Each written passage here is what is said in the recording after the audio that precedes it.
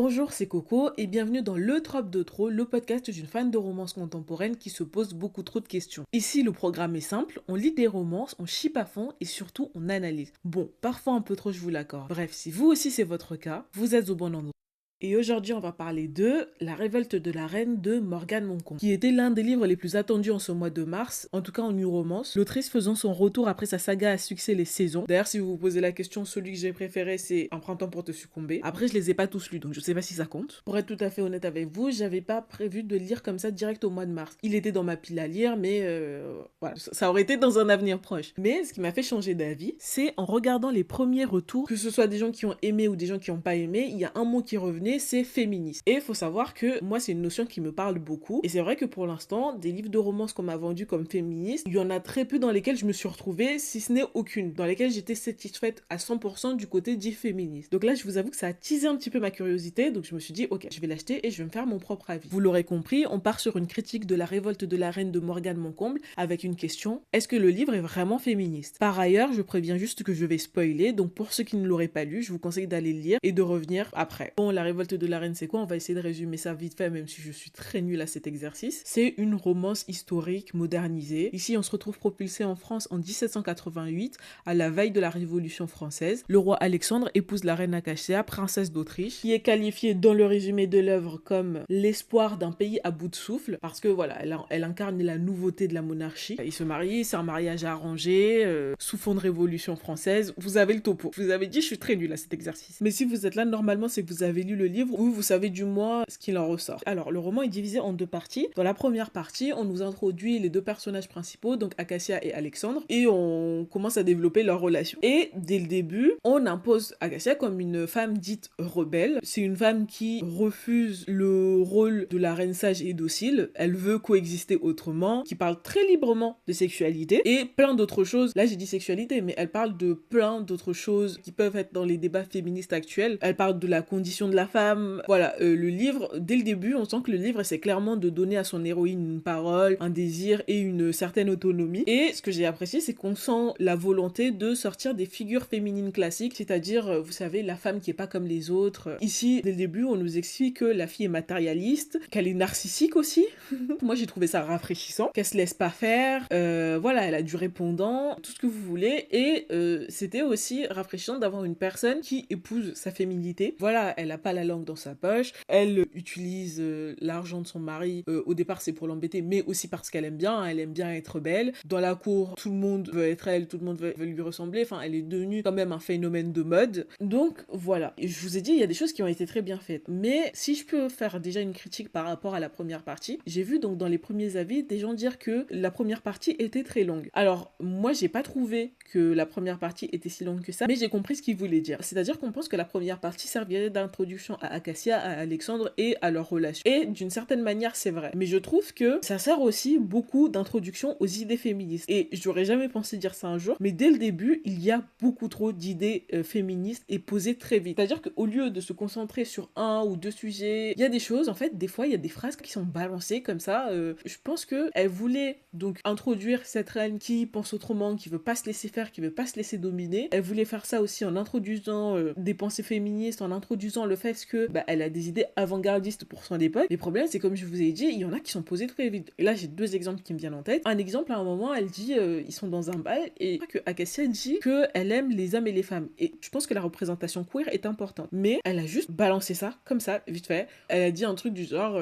moi j'aime les hommes et les femmes, mais il est pas prêt à l'entendre. C'est pas ça la trappe. Après, on n'en a plus entendu parler. Un autre truc après, à un moment, et ça, d'ailleurs, ça m'a fait rire parce que j'ai trouvé ça très moderne. À un moment, ils sont en train de critiquer les livres, parce que aussi un autre truc, c'est que Acacia aime beaucoup lire les livres de romance, les livres un peu trop scandaleux, voilà. Et donc à un moment, elle sort une phrase, quelque chose du genre que ces livres ont été écrits par des hommes blancs qui n'y connaissaient rien. Voilà. Et donc cette phrase-là, à l'instar de la phrase sur la bisexualité, faut savoir que cette critique est émise par une personne non blanche, hein, mais je comprends pas pourquoi c'est balancé comme ça si derrière dans le bouquin, il n'y a aucune critique raciale, vous voyez. Pareil pour la bisexualité, pourquoi sortir une phrase comme ça si derrière, il n'y a rien. Ça donnait l'impression qu'il y avait une liste de thématiques à cocher pour contenter les uns et les autres et ériger Acacia en tant qu'héroïne féministe et inclusive. Mais il y en avait qui aussi étaient des longues tirades. Par exemple, à un moment, elle veut s'enfuir et donc elle se retrouve dans une taverne avec plein d'hommes et elle critique l'insécurité qu'on peut ressentir quand on est une femme dans un espace qui est rempli d'hommes. Et ça, pour le coup, ce sont des situations qui sont vraies et réelles et ça n'a pas été traité en coup de vent. C'est-à-dire que juste après, il y a une tirade dans laquelle elle explique son sentiment et je me suis dit, ah ok, c'est sympa. Mais maintenant, en y réfléchissant, c'est pas un sentiment qu'elle aurait pu exprimer ou qu'elle a exprimé quand elle est retournée dans son château ou dans la grande majorité de l'histoire quand elle est dans son château. Mais l'autrice a créé une situation dans laquelle elle a pu avoir ce discours. C'est pour ça que je dis que oui, il y a des thématiques qui sont bien abordées, mais des fois, ça fait vraiment case à cocher. Là, alors certes, dans la scène d'après, elle a rencontré Alexandre, mais ceci dit, mon idée de base, c'était que c'est pour ça que je pense que certaines personnes ont trouvé cette partie assez longue. Parce que l'autrice nous fait étalage de plein de concepts féministes, et il y en a qui sont creusés dans le fond, il y en a d'autres qui sont juste comme ça en surface, et c'est vraiment, on balance des idées, le maximum d'idées qu'on peut. Je voulais aussi relever quelque chose, mais en même temps, je trouve que l'autrice a été forte dessus. Je vous explique, c'est par rapport aux contradictions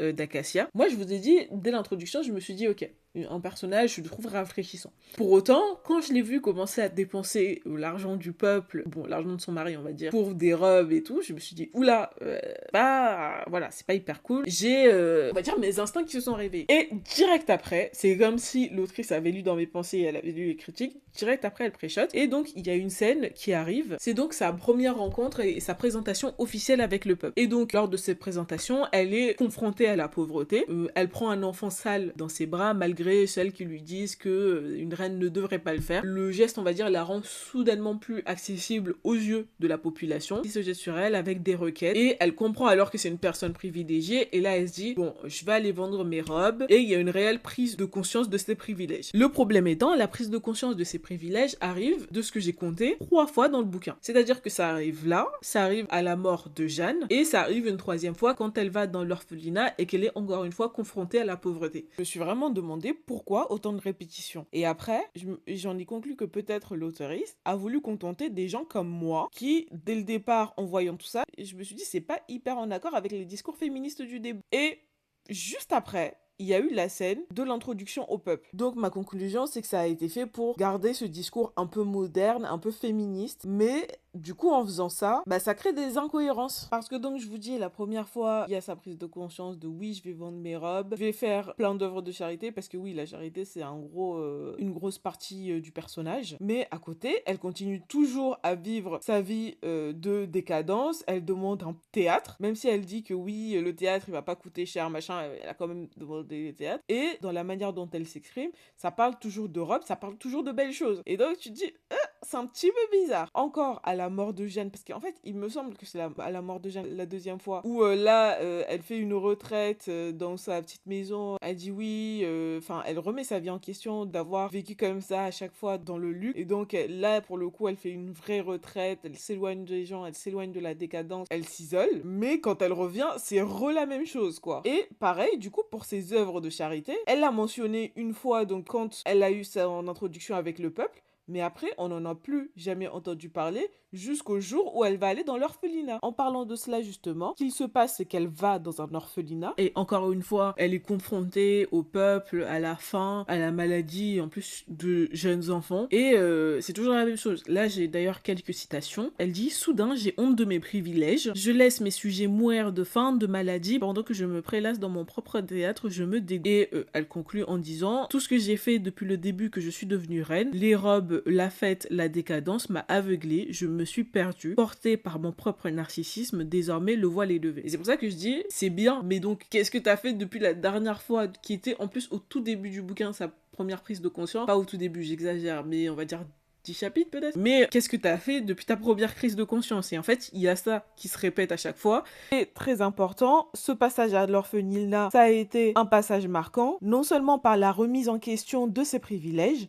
mais aussi par le fait que à ce moment-là, elle a décidé qu'elle serait une reine révolutionnaire. Je vous ai dit, moi, tous ces passages ont été contradictoires, c'est-à-dire qu'on sait plus. Et là, pour le coup, maintenant que j'y repense, ça fait un petit peu syndrome du sauveur, quoi. Mais à la fois, je me suis dit, est-ce que c'est vraiment possible d'avoir une reine révolutionnaire ou d'avoir un roi révolutionnaire? Mais on y reviendra plus tard. Parce que c'est des gens qui représentent l'ordre, ce sont des gens qui représentent la monarchie. Et je pense que c'est pour ça que l'œuvre est remplie de contradictions, parce que le concept de reine révolutionnaire en lui-même est contradictoire. Est-ce que finalement tu peux être reine, tu peux être roi, tout en étant révolutionnaire? Est-ce que c'est deux concepts qui marchent ensemble? Et Dieu sait que les exemples de reines ou de rois révolutionnaires n'ont pas fonctionné, surtout dans l'histoire de France, quoi. Et peut-être qu'aujourd'hui, on peut se dire, oui, mais il y a certains pays où la monarchie existe toujours. Oui, mais le contrat de base des monarchies modernes, c'était le roi ou la reine règne, mais ne gouverne pas. C'est pour ça qu'il y a d'autres figures telles que le premier ministre. La monarchie n'est pas seule détentrice du pouvoir. Donc, à la suite de son passage à l'orphelinat, elle va dans un dîner avec des nobles et là elle se rend compte qu'il y a plein de choses sur la table, tout ça, et donc elle décide de pas manger par acte de rébellion. Je sais pas ce que devait signifier cet acte pour l'auteurice, mais c'est vrai que là je me suis dit le côté sauveur un petit peu que j'avais vu tout à l'heure, ça se prolonge. Pour moi, quand je dis sauveur, c'est vraiment on fait des trucs qui nous font passer pour une personne sympa, mais finalement dans la réalité on fait pas grand chose. C'est-à-dire que la charité c'est bien, mais en tout cas dans tout l'œuvre on ne parle jamais des problèmes structurels ou des problèmes de fond que peuvent rencontrer la population. C'est-à-dire que on parle beaucoup des nobles et tout. Après, c'est normal, c'est une histoire qui se passe dans la noblesse. On parle de la reine et du roi, mais du coup, je trouve qu'on est très déconnecté du peuple. C'est-à-dire qu'à aucun moment on va parler du peuple ou de sa situation, à part les moments où Acacia va être confrontée à la pauvreté du peuple ou alors à sa brutalité, qui sont entre grosses guillemets les moments de révolte. Et donc, dans les moments où on parle du peuple, où elle fait des actes un petit peu comme ça, qui sont censés nous montrer que finalement c'est une reine altruiste, je trouve que ça marche pas tant que ça. Parce que finalement, tu vas dans un orphelinat et tu te dis, vous inquiétez pas, je vais vous sauver. Et que juste après ça, tu es invité à un dîner où il y a plein de nourriture sur la table et tu te dis, mais ça me dégoûte, je peux pas manger ça. Comment on peut manger autant, on peut avoir autant sur la table alors qu'il y en a qui meurent de faim? Je veux dire, c'est sympa. Mais dans tous les cas, le lendemain, il y aura la même quantité sur la table et tu vas manger. Je veux dire, si elle avait vu la table et après elle serait partie dire à son mari que, écoute, je trouve ça pas bien que pendant que notre peuple meurt de faim, nous, on se mette bien comme ça, essayons de réduire les repas, faire moins de repas, j'en sais rien, quelque chose comme ça. Mais non, juste, elle va pas manger et après, rien. Et je pense que c'est ce qui pêche aussi dans l'œuvre, c'est qu'il y a aucune critique finalement du gouvernement. Après, ils sont érigés en tant que héros parce que finalement, c'est des reines et des rois révolutionnaires, mais on voit pas leurs idées. En tout cas, moi, j'ai pas vu leurs idées. Ça va pas plus loin que la parole, quoi. Autre chose, mais toujours sur le personnage d'Acacia, vous l'aurez compris en première partie, on la vend vraiment comme une fille confiante, qui n'a pas peur de faire valoir ses idées. Vous avez le topo, mais j'avais peur que ça tombe aussi dans le cliché des femmes dites fortes qui finalement on les représente sans aucun défaut, vous voyez, ou sans aucune faille, alors que tous les êtres humains ont des failles. Et donc c'est vrai que vers le milieu, il me semble, du bouquin, quand elle commence peu à peu à se dévoiler, toute la partie où elle explique que finalement elle a appris à vivre que à travers le regard des hommes et que si elle a plus sa beauté, finalement qu'est-ce qui lui reste, ce sont des parties que je trouvais sympas. Mais c'est vrai que je me suis dit peut-être que certaines thématiques auraient peut-être gagné à être explorées peut-être un petit peu au début ou un petit peu plus en profondeur. Mais en tout cas, ce n'est pas une héroïne qui n'a pas de faille, c'est pas vrai. Elle a un côté plus humain qui l'adoucit, mais elle n'en est pas moins forte entre guillemets pour autant. Aussi, comment parler d'Acacia sans parler de la révélation au sujet de son identité, c'est-à-dire que finalement elle n'était pas la princesse d'Autriche, elle s'est juste retrouvée au mauvais endroit, au mauvais moment. Moi j'ai trouvé ce plot twist un petit peu incohérent, parce que la seule information qu'on a d'elle, c'est elle vient de Nantes et elle est comédienne. Sauf que moi je me suis dit, si elle est comédienne, est-ce que c'est pas qu'elle est une fille du peuple? Et dans ces cas-là, c'est réellement incohérent avec toute son évolution, parce que je vous ai dit, à chaque fois elle nous faisait les va-et-vient entre je découvre mes privilèges, je redécouvre mes privilèges, je redécouvre que j'ai des privilèges. Donc oui, il y a quelque chose, et finalement à la fin on se dit mais on la connaît pas vraiment parce que il y a le flou de son identité jusqu'à la fin. Je pense que l'autrice a voulu faire qu'elle ait un petit peu ce côté mystérieuse, et comme je pense que apparemment ça va être une trilogie, qu'elle va aborder des femmes qui sont parentes dans l'histoire, donc je pense qu'on aura assez vite l'histoire d'Acacia. Je vous avoue que jusqu'à maintenant je ne sais pas trop quoi en penser de ce plot twist. Maintenant je vous propose de parler un peu d'Alexandre. Pour moi, il était là sans être là, et je pense que c'était le but. C'est-à-dire que dans la première partie, alors certes elle a été faite pour rencontrer les deux deux personnages et voir l'évolution de leur relation. Mais je vous ai dit que je pense que la première partie, c'était surtout pour introduire les idées d'Acacia, introduire son féminisme, et finalement, dans les points de vue d'Alexandre, alors certes, on voit lui, on voit son passé, mais on voit aussi beaucoup comment il se représente sa femme, et à travers ses yeux, on voit un prolongement de la pensée d'Acacia. Je ne sais pas si vous serez d'accord avec moi, mais en tout cas, moi, c'est comme ça que je l'ai ressenti. On le voit lui, mais on le voit aussi beaucoup elle, alors que elle, certes, on voit comment elle se représente Alexandre, mais je trouve pas autant. Et je pense que dans tous les cas, c'était pas le but. Je pense sincèrement que tout le livre, c'est au-delà d'être l'histoire d'amour entre Acacia et Alexandre, c'est surtout l'histoire d'Acacia. L'autrice le dit elle-même, elle a voulu réécrire l'histoire de Marie-Antoinette, mais donc c'est vraiment un livre qui parle d'Acacia. J'ai trouvé Alexandre effacé, mais pour moi, c'était le but. Est-ce qu'il est en book boyfriend? Il est sympa, mais encore une fois, je ne pense pas qu'en faire un book boyfriend, ce soit le but. Il est vraiment là pour nous aider à conter l'histoire d'Acacia. Et ce qui fait qu'il y a plein de révélations sur lui qui, finalement, passent un petit peu à la trappe. Bon, déjà, le plot twist sur l'empoisonnement, c'était prévisible. Je veux dire,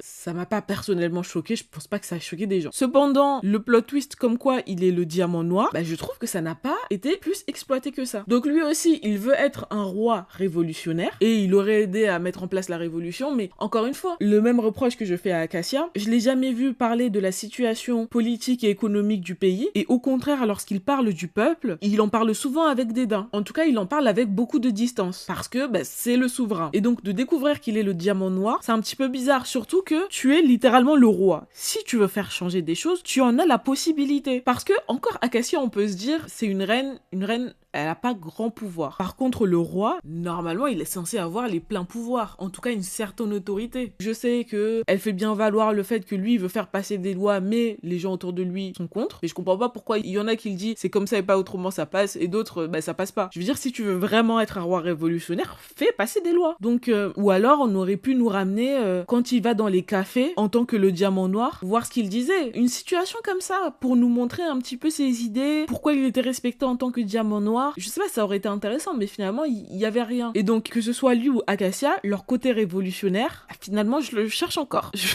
Et si je devais répondre à ma question du début, est-ce que la révolte de la reine est féministe? Alors, déjà, si on devait commencer par le personnage d'Acacia, à ma lecture du bouquin, aux premières pages, je m'attendais à ce qu'elle soit l'archétype de la girl boss. Finalement, et à bien des égards, je dois dire que l'autrice m'a mise en défaut. Acacia n'épouse pas les codes de la masculinité pour réussir. Au contraire, il se dégage une certaine forme de féminité. Aussi, très bon point, elle n'écrase pas les autres femmes. Elle a un club de lecture, son cercle d'amis est composé de femmes, il y a une certaine forme de sororité, si je peux dire ça. Elles se respectent les unes les autres. Et globalement, je trouve que c'est rafraîchissant d'avoir un personnage comme ça. Aussi, très important, dans le bouquin, il y avait des notions féministes, alors qu'elles aient été bien abordées ou pas, elles étaient là. Pour autant, et là où je nuancerais, il se dégageait une certaine forme de mépris ou alors de distance avec le peuple. C'est-à-dire que là où je trouve que le livre a été fort pour parler de la condition des femmes nobles, ou alors de la reine elle-même, de son traitement médiatique et de tout le sexisme qu'elle a pu se manger, finalement, s'agissant de la situation du peuple, il manquait quelque chose. Ils étaient assez invisibles. Alors, on leur répond par la charité, mais la charité ne répond pas aux problèmes structurels. Et je trouvais aussi qu'il manquait une critique de fond, que ce soit économique ou sociétale. Et en même temps, comment tu peux traiter une reine et un roi révolutionnaire quand finalement ce sont ces gens qui sont censés gouverner? Donc voilà, c'était mon avis sur la révolte de la reine. Si le podcast vous a plu, je vous invite à l'évaluer et à laisser des commentaires. Et sinon, on se retrouve jeudi prochain.